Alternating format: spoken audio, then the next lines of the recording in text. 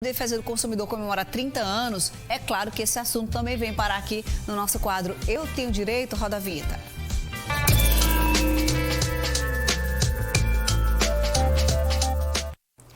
Aqui conosco a nossa colunista semanal e social. Semanal, Sheila Sodré. Oi, Sheilinha, boa tarde. Boa tarde. Social, minha vida não é tão pacata que não tem nada de social mesmo, é só trabalho. Eu acho que é de todo mundo, minha Sheilinha. Mas também via chamada de vídeo, quem participa do nosso bate-papo é a superintendente do PROCON estadual, a Kessia Liliana. Cadê? Oi, doutora, tudo bem? Boa tarde, seja bem-vinda. Olá. Boa tarde, é um prazer estar aqui com vocês e discutir um pouquinho sobre direito do consumidor. Este ano, meninas, o Código de Defesa do Consumidor comemora 30 anos. A gente pode dizer que é um marco, né, no direito do cidadão, né, Sheilinha? Com certeza, grandes conquistas. E olha, Fernanda, 30 anos e a gente nunca esteve tão carente e tão precisado do PROCON aí para nos ajudar e esse direito do consumidor mais ativo ainda, mais do que nunca. São 30 anos de comemoração e de muita efetividade, né? Por isso a presença aqui de Kessia para a gente falar um pouquinho sobre isso. Importante a gente lembrar que a gente não cobra por aquilo que a gente não conhece. Exato. E é por isso que muitas vezes as pautas no tocante a direito do consumidor vêm parar em programas de televisão, porque quando a gente tem conhecimento daquilo que nos é direito, né, a gente consegue fazer cobrança e fazer o emprego desse direito, né? Assim, Kessia? Exatamente. Como eu disse antes, a imprensa, ela tem um papel fundamental no momento que ela faz com que os órgãos de proteção e defesa do consumidor digam à sociedade quais os direitos que eles têm, né? Antigamente, antes do Código de Proteção e Defesa do Consumidor, nós não tínhamos a quem recorrer, né? Hoje nós temos os órgãos, por exemplo, do PROCON, do Ministério Público, da Defensoria Pública, ou até mesmo a Associação Civil de Defesa do Consumidor, que possa, a exemplo do IDEC, que possa garantir os direitos aos consumidores. Eu reputo a imprensa, esse papel preponderante, né? Porque através de vocês, nós consumidores, dia a dia, somos instruídos, vocês levam a informação até os consumidores e a partir de então eles passam a reivindicar como era antes do Código e como é hoje. Hoje o consumidor reclama, grita, sabe que tem direito e exige um funcionamento das autoridades. Kessia, nunca é demais a gente lembrar sobre troca, porque é um item muito recorrente e que na maioria das vezes a gente compra o produto já certa de quem que tem direito à troca. E quando a gente vai para o código, não é bem assim. Então, às vezes, a gente se sente lesada por algo que não está previsto necessariamente se não tiver uma avaria, um vício, né, Kessia? Exatamente. O código em nenhum momento ele trata da troca, salvo se houver algum vício. No entanto, no momento que o fornecedor ele publiciza ao consumidor que ele pode trocar em até X dias, né? Então aquilo ali tem um efeito vinculante e passa a valer conforme reza dentro do próprio Código de Defesa do Consumidor. O fornecedor não teria a obrigação de trocar. No entanto, no momento que ele publiciza, que ele informa ao consumidor que ele tem o direito de trocar, tem muitas lojas de eletroeletrônicos que dizem que trocam em até 3 dias ou em até 7 dias. Muitas roupas que o consumidor compra já vem uma etiqueta dizendo para ele que ele pode trocar em até 15 dias. Então, passa a ter um efeito vinculante, passa-se a somar o contrato e a nascer o direito para o consumidor. Pois é, Kessia, uma coisa que eu tenho achado importante, Fernanda, é que esses 30 anos de defesa do consumidor, do próprio trabalho desenvolvido com o PROCON, os nossos empresários têm se educado muito. Por exemplo, isso é uma questão que você falou sobre a troca, Fernanda, que os empresários, que eu falo no direito que a gente não tem que colocar o polo de culpa, de quem faz, quem não tá. Eu acho que tem que trabalhar sempre com a boa fé. E eu vejo muito isso no empresariado, essa busca de atender o cliente da melhor forma possível, né? E a gente tem visto esse trabalho desenvolvido pelas próprias empresas na hora de prestar esse serviço. É a história do efeito pedagógico, que com o tempo, né, essa relação vai ficando mais equilibrada. Porque, por exemplo, nessa história da troca, parte do empresariado, ele disponibiliza, ele se coloca realmente à disposição dentro das regras que ele estabelece, né, desses prazos, e isso tem realmente surtido um certo efeito. E isso é muito bom. Isso são as conquistas. Aquela história que tem que olhar para trás e verificar. Isso é uma conquista. É verdade. Nós temos dúvidas dos nossos telespectadores. Vamos embora. Aproveitar a presença da Kessia para a gente esclarecer. A Alice disse que paga um plano de saúde há mais de 10 anos. Descobriu mês passado que quando a filha fez o mesmo plano, para a filha dela, descobriu que paga uma taxa bancária em todas as mensalidades. Essa taxa hoje está de R$4, que ela sabe o valor, pois a filha ligou para o plano para saber o motivo desses R$4 a mais na mensalidade, e eles informaram que é uma taxa bancária, que quando o cliente liga pedindo, eles tiram. Ela quer saber se ela ligar e pedir o reembolso do que já pagou, ela consegue? Hein, Kessia? Eu nem sabia que essa taxa era via... Será que a gente paga, Sheila? Não é débito automático. Exatamente. O que é que a consumidora ela tem que fazer? Ela pode nos acionar através do nosso WhatsApp 98618-8330 ou através do nosso 151 ou no direct no Instagram para que nós possamos avaliar esse contrato. A priori, não. Ela não tem o direito de pagar essa taxa, já estaria embutida em toda a contratação.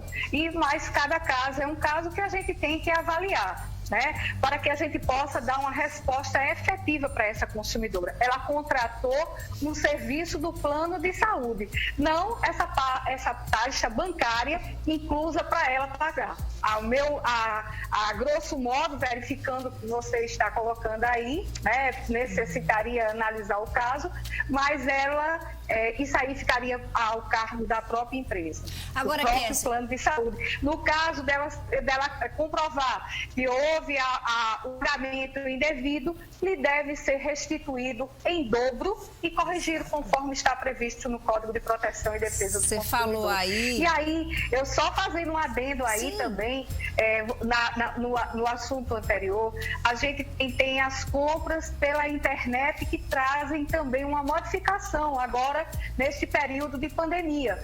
Todo mundo sabe que o consumidor tem o direito, conforme reza o artigo 49 do Código, a devolução do produto em até o prazo de 7 dias pelas compras feitas através da internet, por telefone, né? Então, a partir de agora, até 30 de outubro, há uma modificação disso, né?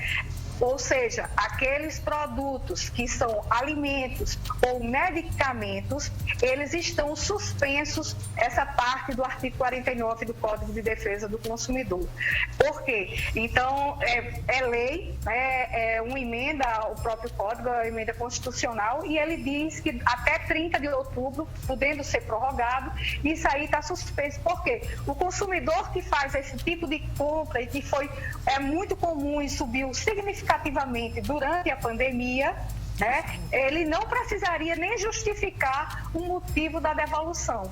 Mas se ele não gostou, ele tem 7 dias para ele analisar durante esses 7 dias, um dia pelo menos em casa, e ele vai poder devolver, e todos esses custos, eles correm por conta do fornecedor. Muito bom, muito bom. Tem mais dúvidas? Vamos às dúvidas para a gente Bora, mas ele não pode deixar de falar sobre esses aumentos dos alimentos. Vamos falar sobre os arroz já. Serlei Armando, gostaria de saber que está com a dívida numa loja desde 2008. Meu nome já está limpo, né? O famoso retirado do serviço de proteção ao crédito. Mas me ligaram para pagar a dívida. Pagou não? É aquela história, Kessia. Sai dos serviços de proteção ao crédito, que deixa o seu nome lá no cadastro de pessoas negativadas, mas a dívida junto à empresa, ela existe, não é assim? Exatamente, a dívida existe e é real. O consumidor fez a compra, não existe a história de você passar a mão e passou 5 anos. Sim. Não, a dívida continua a existir, ela não pode continuar num cadastro restritício, certo? Mas ela deve sim buscar a empresa para sanar esse problema. A empresa ela pode cobrar, tem um período prescricional também, né? Mas é interessante que o consumidor entenda o código um dos princípios norteadores do código é a boa-fé. A boa-fé por parte do fornecedor e a boa-fé por parte do consumidor também. Muito bom. Se deu a chance aí dela negociar a dívida, né? Por que não fazer? Normalmente eles negociam, Fernanda. E a grande questão é que eles passam, às vezes, para escritórios de advocacia fazer esse tipo de cobrança. E aí, às vezes, não pode ser incisivo. Às vezes, chega a ser perturbador a quantidade de ligação constante por aqueles robôs. Isso torna uma perturbação, né? A Leninha tem uma dúvida muito peculiar. Ela quer saber se a empresa distribuidora de energia pode obrigar o consumidor a instalar o relógio no muro, pois sempre, ela nunca está em casa, na verdade, mas informa a leitura e deixa anexado no portão. E aí talvez estejam obrigando ela a ter o registro. Tem uma legislação para isso também, não tem não, Kessia? Eu não compreendi a pergunta. Pelo que eu entendi, o registro de energia dela é dentro de casa. E muitas vezes o rapaz que passa para fazer a leitura não coincide com a presença dela na casa. Aí ela faz a leitura e deixa no portão. Ela quer saber se a empresa pode obrigar ela a fazer o registro, botar o registro lá de fora. Sim, sim. Isso é uma legislação que é a própria Aniel, né, que ela diz que o consumidor, desde 2010, ele deve adequar o padrão.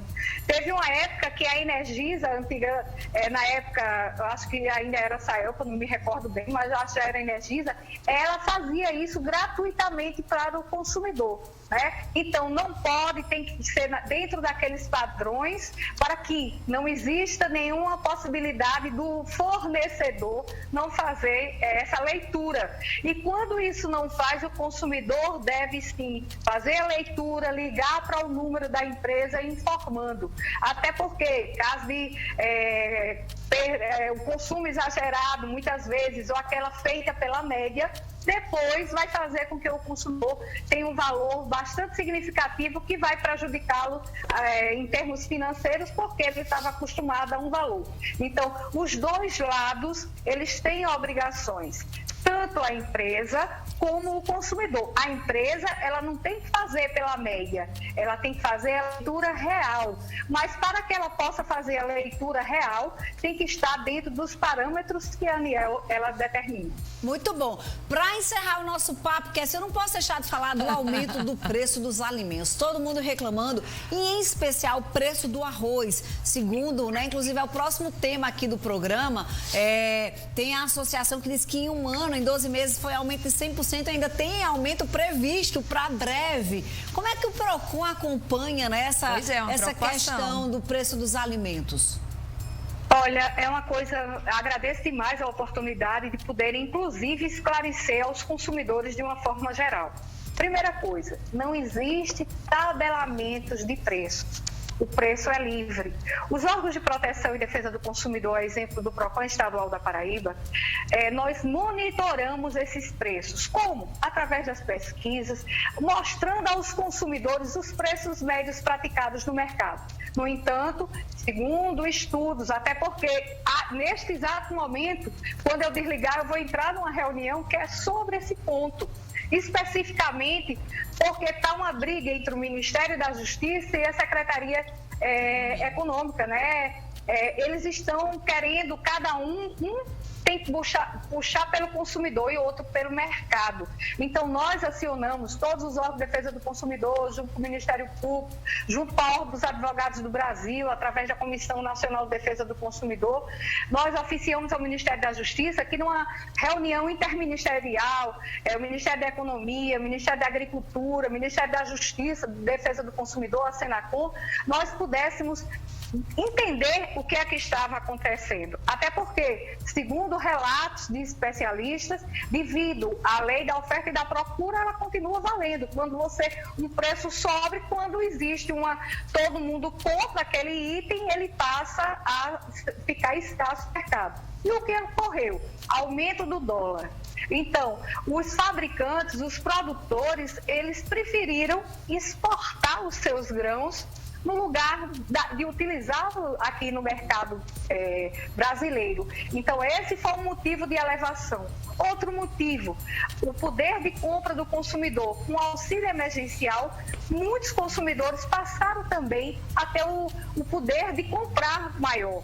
Então, houve um consumo maior também, né? Então, aliado a tudo isso, o PROCON, ele busca entender, estamos tentando ver se podemos importar produtos para, a partir disso, o mercado ele se regular melhor, porque eles estão ditando os preços. E isso, todos nós, PROCONs, nesse momento, estamos em reunião, né, para que se busque, na mesa do paraibano, do brasileiro de uma forma geral, todos nós estamos enfrentando esse aumento abusivo, esse aumento que nós sentimos. Geralmente nós dizemos, o brasileiro é o arroz com feijão.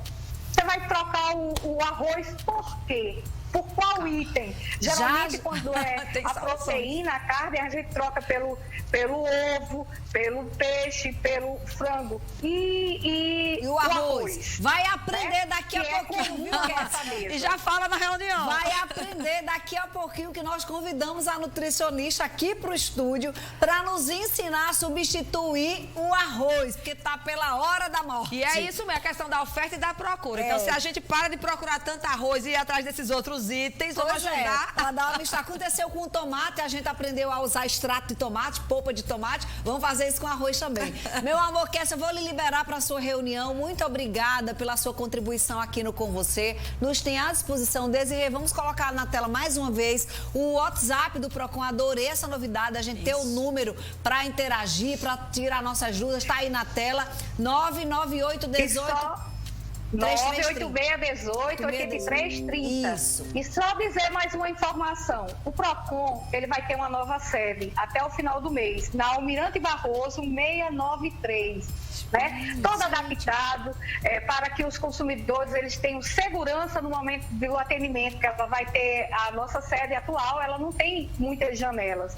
Esse vai ter toda a circulação e está todo adaptado. Né? Então, agradecer a vocês, dizer que durante este ano, durante o período de pandemia, o PROCON atendeu mais de 315 mil. Tivemos mais de 315 mil atendimentos, trocas por WhatsApp, através do SINDEC. E aí eu faço o convite também, entre lá, bota no Google, SINDEC Nacional, e vocês vão acompanhar o desenvolvimento dos órgãos de proteção e defesa do consumidor no Brasil e na Paraíba. Arrasou! Um beijo, lindona. Obrigada, boa reunião. Obrigada, e luto pelos nossos direitos. Excelente, Kessia, arrasou. Sheilinha, muito obrigada pela contribuição. Nada, semana que vem ela está de volta. Agora você fica aqui para aprender como substituir o arroz. Viu? A gente precisa, né? Vamos fazer jejum intermitente, que a gente economiza arroz, feijão, eu tô brincando. Agora o assunto é saúde bucal.